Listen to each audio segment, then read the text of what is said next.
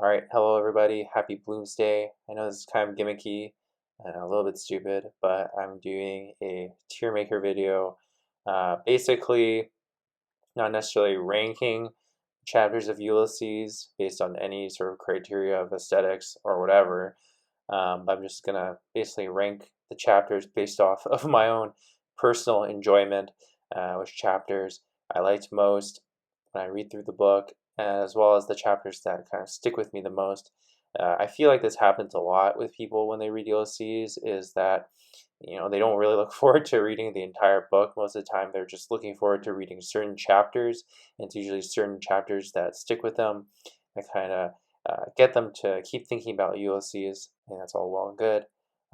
And so basically what I'm going to do, the chapters are not ordered here in the correct order, but it doesn't matter. The ratings I've made are pretty meaningless.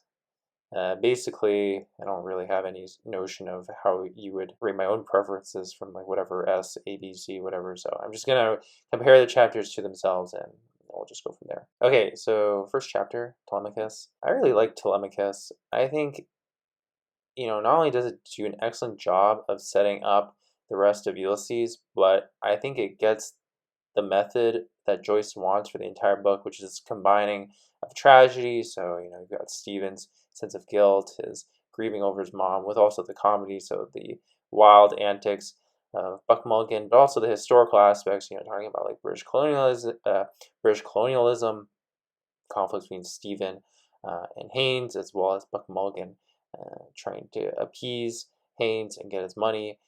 So I'd put this kind of upper tier. Okay, so the next chapter is Nestor. I think the first time that I read Ulysses, Nestor was a pretty forgettable chapter. Nothing really major happens in the chapter. Again, it's kind of like an introductory chapter. This time kind of showing what Stephen does for work.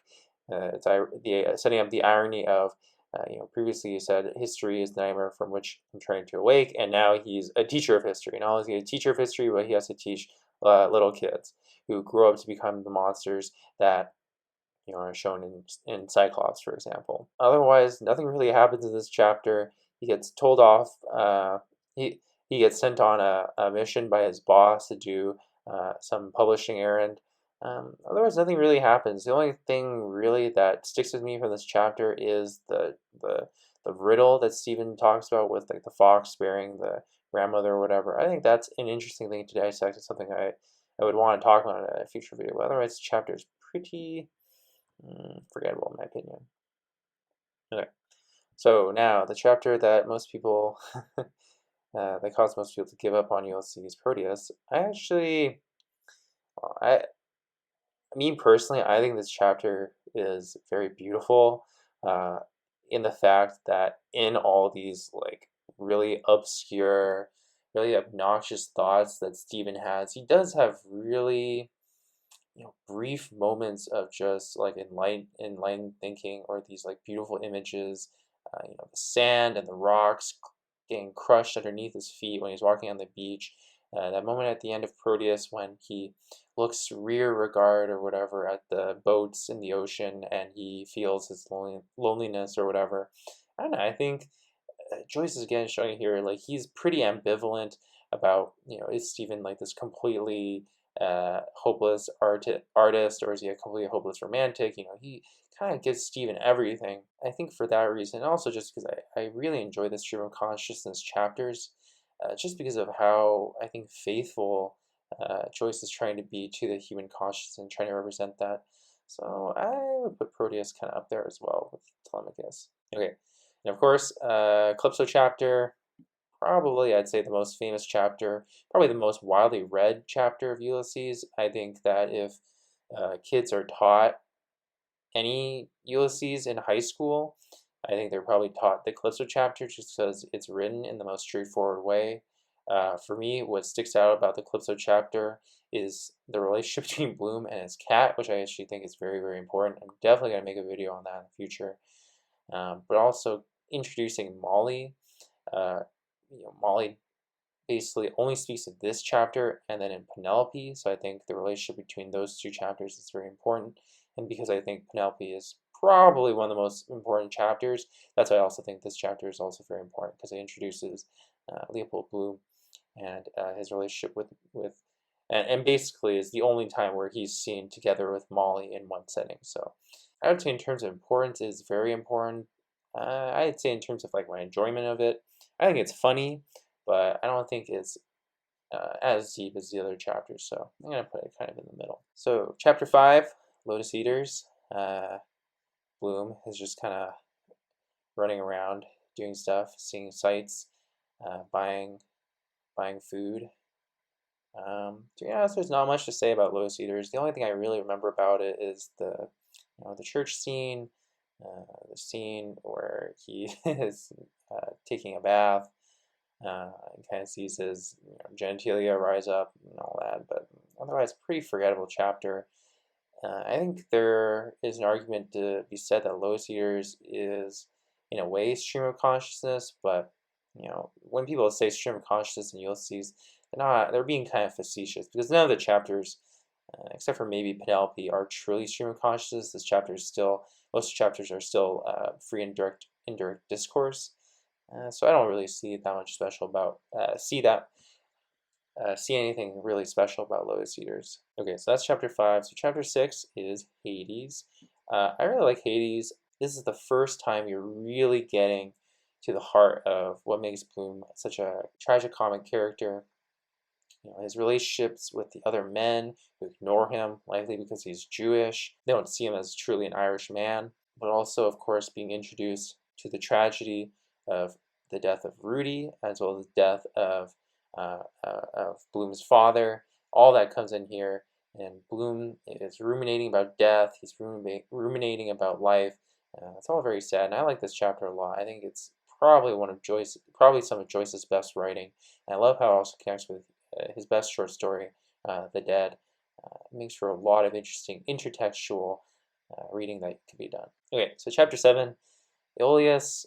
This is one of those chapters that I appreciate more on rereading, but I don't know. I still kind of think it's a little bit gimmicky, like the newspaper titles. So I get what Joyce is trying to go for, but I don't know. I really don't like the chapters where he is trying to imitate another textual form.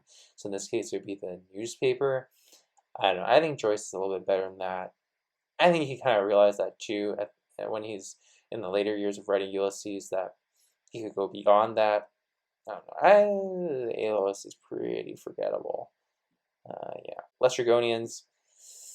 To be honest, this chapter nothing really sticks out to me, except for the episode, of course, where Bloom sees two flies stuck together, and that brings him back to his memory of hanging out with Molly on the house. I think that scene is probably one of the most memorable in the entire book. It's beautifully written, completely sensuous, and obviously the juxtaposition between that memory and then two flies getting stuck together, I think it's absolutely masterful, and it reverberates throughout the entire book. There's references to it in Stephen's thought, and then of course Molly brings it back up in the Penelope chapter. So I put Lestrygonians basically up there. Yeah, I guess so. Okay, so next chapter, Skill and Charybdis. Again, this is one of those chapters that I appreciate more on rereading, just because it's very dense with philosophy. You got Aristotle versus Plato. You got different interpretations of Shakespeare, etc., etc. I think it's very high-minded, which is what Joyce wanted. It's Stephen trying to show off to the intelligentsia of Ireland, trying to show off that little bit of Parisian education that he thinks he got. I think it's a good chapter, just in terms of how it really embarrasses Stephen and kind of shows that his way of thinking is just not going to do it if he wants to become an effectual artist. I also love the part where Buck Mulligan kind of just shows up like an evil supervillain. It's very comic, almost like an anime, almost like a cartoon. Kind of just shows up. Stephen kind of has a moment where he's like, "Oh, my arch nemesis" or whatever. I also love the little detail where, as they're exiting the library, they pass by Bloom. Again, another chance meeting where Stephen and Bloom could meet, but they don't. Joyce, I think, is really doing a good job of having little subtle hints as readers can pick up on, especially on a reread. So I'll put this kind of in the middle. So after chapter 9, this is kind of where the text becomes more, I think, playful. with its form. The narrator becomes a character himself, and I think that really shows, especially in the chapter 10, which is the middle chapter, which is Wandering Rocks. This is a chapter that really stumped me when I first tried to read it, and I basically just kind of skipped through it, not really knowing what is going on.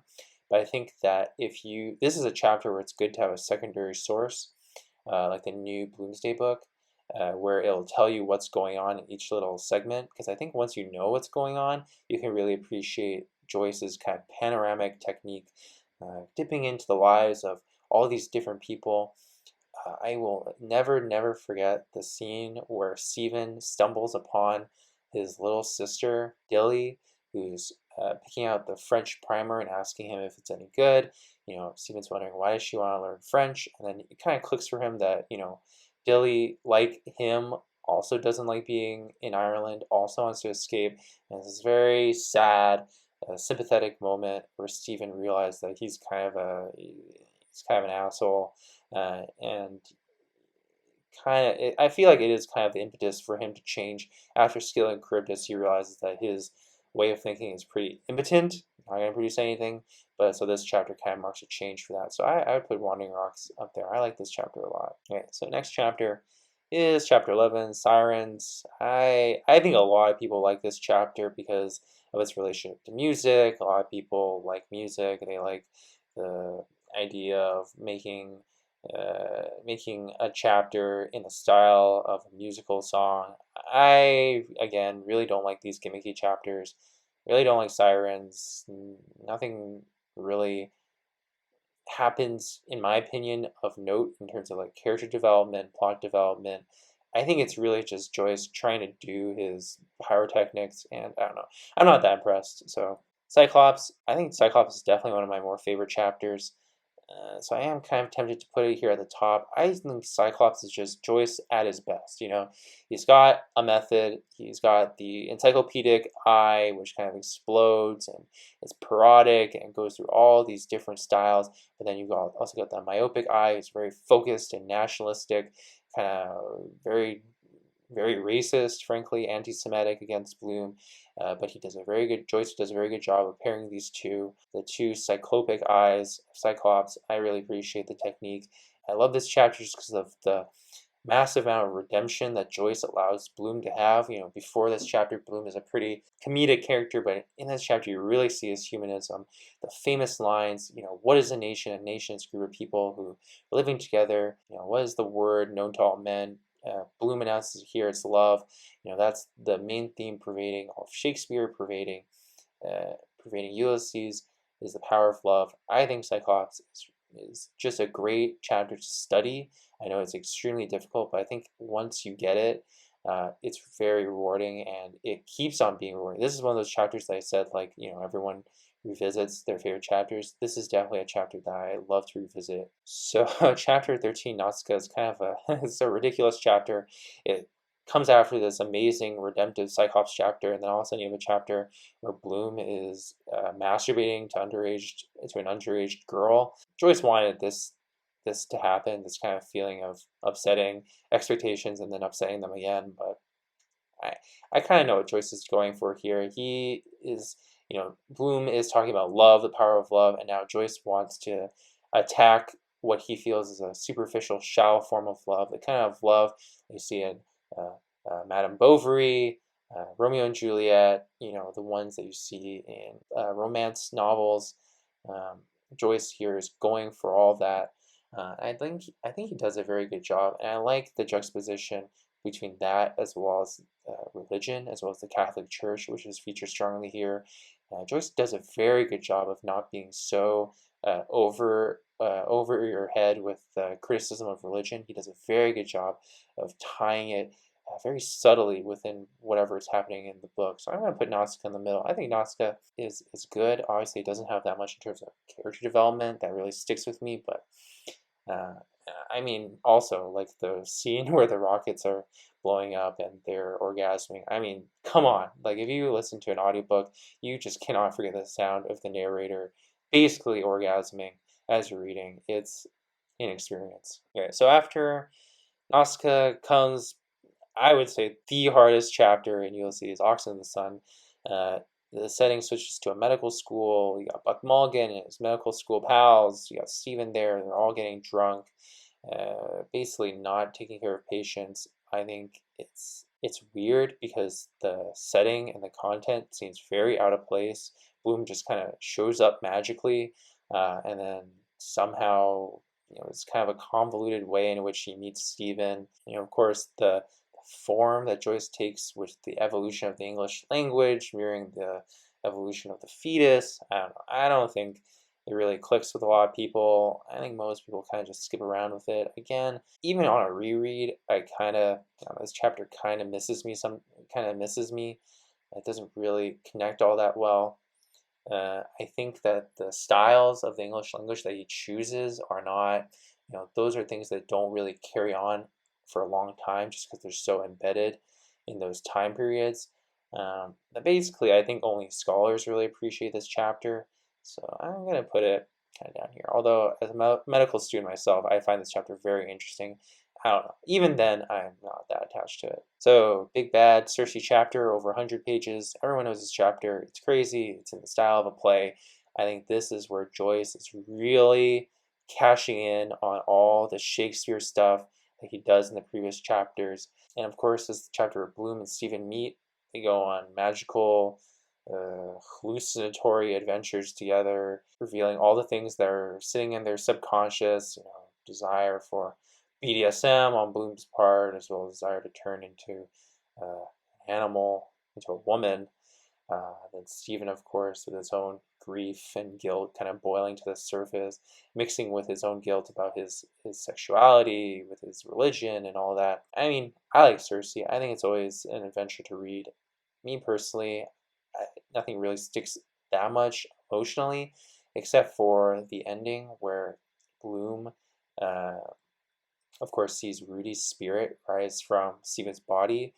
I went to the Symphony Space Bloomsday event reading last year, in 2019, and the guy who is reading Bloom's part in that scene almost made me cry. Yeah, so Circe, I think, is really great, especially if you see it acted out. It is a play after all. Okay, so now we're getting into going to the homegoing chapters. We start with Maius.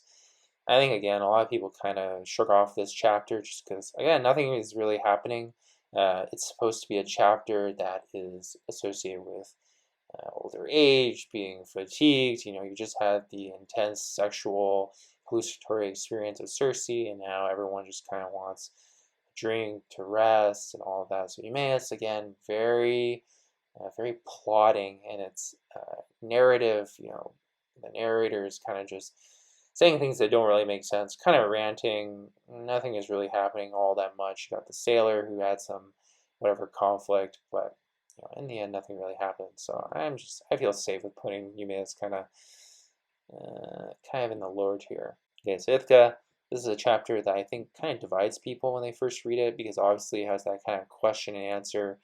It's very cold, very stark, nothing like the Circe chapter that we just read. In a way, it's very humorous because it's very dry humor, kind of just describing Bloom bumbling around its house, Stephen and Bloom crossing streams when they're peeing in the yard. I think you need a very dry sense of humor to appreciate, but I think also people, they appreciate this chapter because it really tries to expand what has happened throughout this single day into the cosmos, making it of universal importance, that what happened today is just as significant as the stars, and how the celestial bodies move in relation to the sun, and how that mirrors how Bloom is kind of orbiting Molly and is finally able to return home.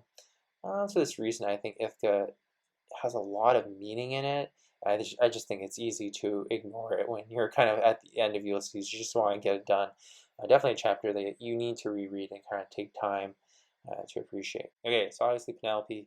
I love Penelope. I think this is a weirdly controversial chapter. I discussed before about the scholar Karen Lawrence's book, The Odyssey of Style, in which she dedicates many, many pages to all these chapters, talking about how amazing the style is, but then she only dedicates a few pages to Penelope, because for her, she sees Penelope as kind of Joyce giving up on his odyssey of style, his mastery of style, and kind of just letting it all loose about how he presents this stream of consciousness, the content in Molly's mind. But I really disagree. I feel like Joyce all along kind of didn't feel like the product style, the obsession with form, that it was all good and it was all fun and it was very good exercise for him. But in the end, what he wanted was the Penelope chapter, true stream of consciousness. How do I access the mind of someone who, for him is the complete other of Leopold Bloom? How do I access that mind and really represent it truthfully? Try not to censor anything. Penelope, Molly talks all about all the men that she has slept with in the past. She does it without guilt, without shame. And in the end, she embraces Bloom as her husband, kind of paving the way for a new future. I think Joyce wanted it all. He wanted everything, and I think he successfully achieved that. For me, the Penelope chapter is just an amazing thing to watch performed. Most Bloomsday performances will have some, at least, segment of the Penelope chapter read, and in the Symphony Space performance I watched, the performer just read the entire chapter, and it lasted an entire hour, and it was completely overwhelming in just how sensuous the language is, the images, the disappointment that Molly has with her encounter with Blazes Bouillon. You feel all of that, and of course it ends with this amazing, triumphant, kind of pseudo-orgasm for Molly. I think Penelope is amazing. I think that it's a shame because since it comes at the end, most people don't really take it that seriously. They kind of just want to finish Ulysses and just get done with and then start thinking about the book. But I think Penelope is a great chapter. It is the stream of consciousness chapter. I think this is what set Joyce's name. Like, I think the Penelope chapter is what inspired so many of these books, like you have Ducks in Newburyport. So I hope you guys enjoyed that video. Have a happy Bloomsday. I hope you guys watch the performances that are streaming online. I know Symphony of Space is doing one that's starring freaking Stephen Colbert reading the Telemachus chapter. So I'm definitely going to be watching that. So I hope you guys do too.